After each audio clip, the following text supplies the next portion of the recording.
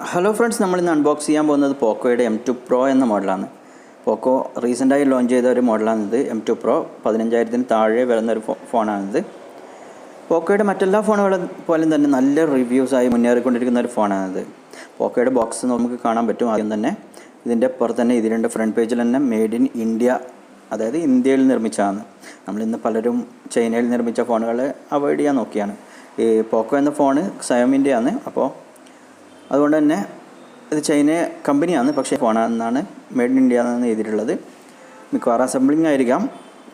Okay, ഇതിൻ്റെ back ഭാഗത്ത് നോക്കിയാൽ കാണാൻ പറ്റും ഈ ഫോണ് സെലക്ട് ചെയ്യാനുള്ള ഏറ്റവും പ്രധാനപ്പെട്ട ഒരു കാരണം. ഒന്ന്, Snapdragon 720G പ്രോസസ്സർ, പിന്നെ 33 വാട്ടിൻ്റെ ഫാസ്റ്റ് ചാർജർ ഇതിൻ്റെ പാക്കിൽ തന്നെ അവൈലബിൾ ആണ്. ഈ റേഞ്ചിലുള്ള മറ്റു പല ഫോണുകൾക്കും ഈ രണ്ട് ഫീച്ചറും കിട്ടാറില്ല ഈ ഒരു റേഞ്ചിൽ, പ്രൈസ് റേഞ്ചിൽ.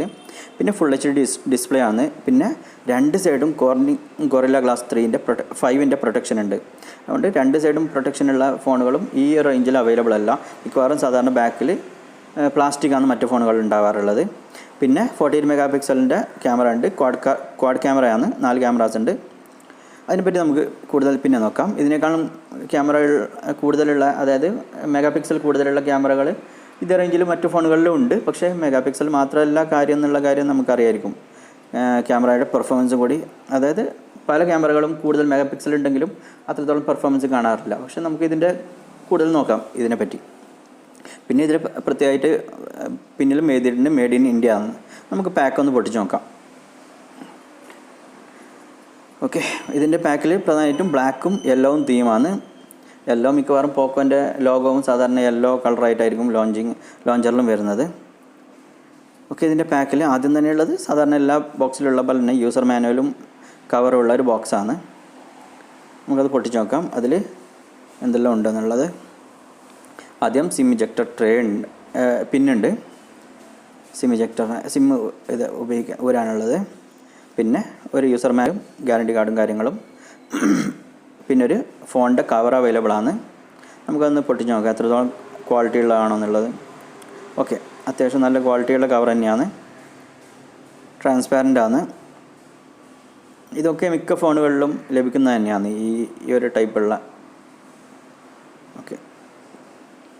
ഓക്കെ, നെക്സ്റ്റ് വരുന്നത് ഫോണാണ്. ഫോണ് നമുക്കൊന്ന് എടുത്ത് മാറ്റി വെക്കാം, പിന്നെ നോക്കാം അത്. അതിൻ്റെ ഉള്ളിൽ വേറെ എന്തെങ്കിലും ഉണ്ടാകും നോക്കാം. ഓക്കെ, നെക്സ്റ്റ് വരുന്നത് ചാർജറാണ്. ഞാൻ പറഞ്ഞു ആദ്യം തന്നെ 33 വാട്ടിൻ്റെ ഫാസ്റ്റ് ചാർജറാണ് വരുന്നത്. ഓക്കെ, ഇപ്പോൾ ഫോണിന് മാക്സിമം 20 വാട്ട്സ് വരെയുള്ള ലോക്ക് ചെയ്തിട്ടുണ്ട്. പക്ഷേ എങ്കിലും പുതിയ അപ്ഡേറ്റുകളിൽ മുഴുവനായി ഉപയോഗിക്കാൻ പറ്റുന്ന രീതിയിലേക്ക് മാറ്റുമെന്ന് പ്രതീക്ഷിക്കാം നമുക്ക്. ഞാൻ സൂം ചെയ്ത് കാണിക്കാം ഇതിനെ. ഇത് നിങ്ങൾക്ക് കാണാൻ പറ്റും ഡീറ്റെയിൽസ് ഇതിൻ്റെ വാട്ട്സിൻ്റെ. ഇതിലൊരു ഒരു പ്രത്യേകത തന്നെയാണ്. 33 വാട്ടിൻ്റെ ചാർജർ മറ്റൊന്നിലും അങ്ങനെ ലഭിക്കാറില്ല ഈ റേഞ്ചിലുള്ള ഫോണുകളിൽ. പിന്നെ ടൈപ്പ് സി കേബിളാണ്, നമുക്ക് ഡാറ്റ ട്രാൻസ്ഫറിനോ ചാർജിങ്ങിനോ ഉപയോഗിക്കാം. അത്യാവശ്യം നല്ല ലെങ്ത്തുള്ള കേബിൾ തന്നെയാണ്. ഓക്കെ, ഇത്രയും കാര്യങ്ങളാണ് ഈ ബോക്സിലുള്ളത്. ഒന്ന് യൂസർ മാനുവലും കവറുള്ള ബോക്സ്, പിന്നെ fast charger, type C cable, പിന്നെ മൊബൈൽ ഫോൺ. ഇത്രയും കാര്യങ്ങളാണ് ഈ പാക്കിൽ ഉള്ള കാര്യങ്ങൾ.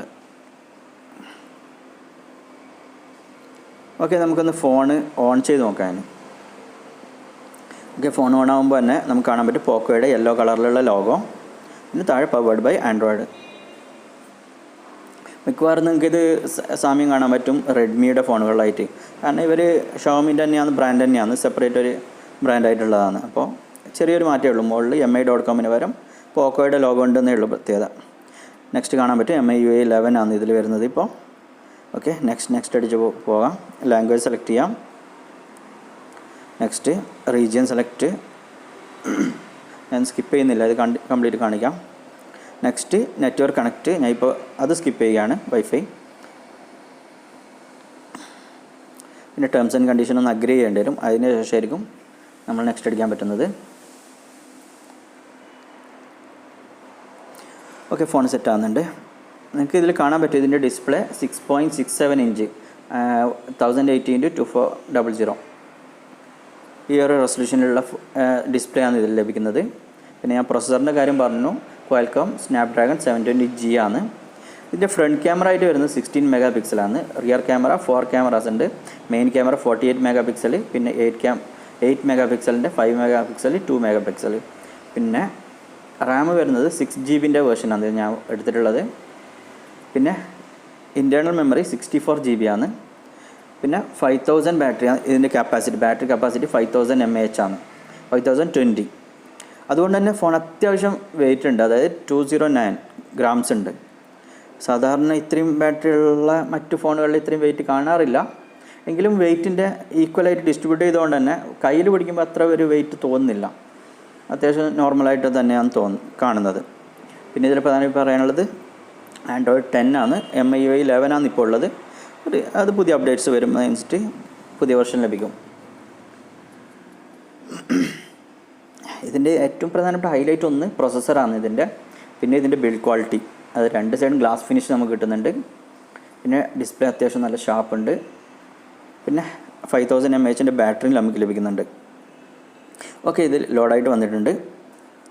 ഇതിൽ നമുക്ക് കാണാൻ പറ്റും സാധാരണ റെഡ്മിയിലുള്ള അതേ ഇൻ്റർഫേസ് തന്നെയാണ്. പക്ഷേ ഇതിൽ കുറേ ആപ്സ് എക്സ്ട്രാ ആയിട്ട് ലോഡ് ചെയ്തിട്ടുണ്ട്. അത് പുതിയ അപ്ഡേറ്റ്സിൽ പോകുമെന്ന് വിചാരിക്കാം. ഓക്കെ, ഇതിൻ്റെ വേർഷൻ നോക്കാം. ആൻഡ്രോയിഡ് നമുക്ക് Android 10 ആണ് ഇതിൽ അവൈലബിൾ ആയിട്ടുള്ളത്. പിന്നെ ഇതിൻ്റെ ഒരു പോരായ്മയായിട്ട് എനിക്ക് തോന്നി അത്രയേ ഉള്ളൂ. ജസ്റ്റ് ഒരു ചെറിയൊരു ഹെവിയാണ്, കുറച്ചുകൂടി 208 ഗ്രാംസ് ഉണ്ട്. പക്ഷെ അത് വലുതായിട്ട് തോന്നുന്നില്ല, കാരണം ഈക്വലി ഡിസ്ട്രിബ്യൂഷൻ ആയതുകൊണ്ട് തന്നെ അത് വലുതായിട്ട് മനസ്സിലാവുന്നില്ല. ഇനി നമുക്കതിൻ്റെ ബാക്കിയുള്ള കാര്യങ്ങളിലേക്ക് പോകാം. ഇതിൻ്റെ ക്യാമറ ഒന്ന് ഓൺ ചെയ്ത് നോക്കാം. അത്യാവശ്യം നല്ല ക്ലാരിറ്റിയുള്ള ക്യാമറ തന്നെയാണ്. ഞാൻ ഇത് അത്രത്തോളം ലൈറ്റ് ഉള്ള സ്ഥലത്തല്ല ഞാനിപ്പോൾ ഉള്ളത്, എങ്കിലും നല്ല ക്ലാരിറ്റി കിട്ടുന്നുണ്ട്. ഞാൻ സൂം ചെയ്ത് കാണിക്കാം ആ ഫോട്ടോ. ഓൾമോസ്റ്റ് നല്ല ഡീറ്റെയിൽഡ് ആയിട്ടുള്ള ഫോട്ടോ തന്നെയാണ് കിട്ടിയിട്ടുള്ളത്. സൂം ചെയ്താലും അധികം ക്ലാരിറ്റി ഒന്നും നഷ്ടപ്പെടാത്ത രീതിയിൽ. നമുക്ക് ഇതിൻ്റെ സെൽഫി ക്യാമറ, ഞാൻ ഒരു സെൽഫി എടുത്ത് കാണിക്കാം. ഇതിലെടുത്ത സെൽഫിയാണിത്. അത്യാവശ്യം നല്ല രീതിയിൽ നല്ല ക്ലാരിറ്റിയുള്ള സെൽഫി തന്നെയാണ് ഇത് ലഭിക്കുന്നത്.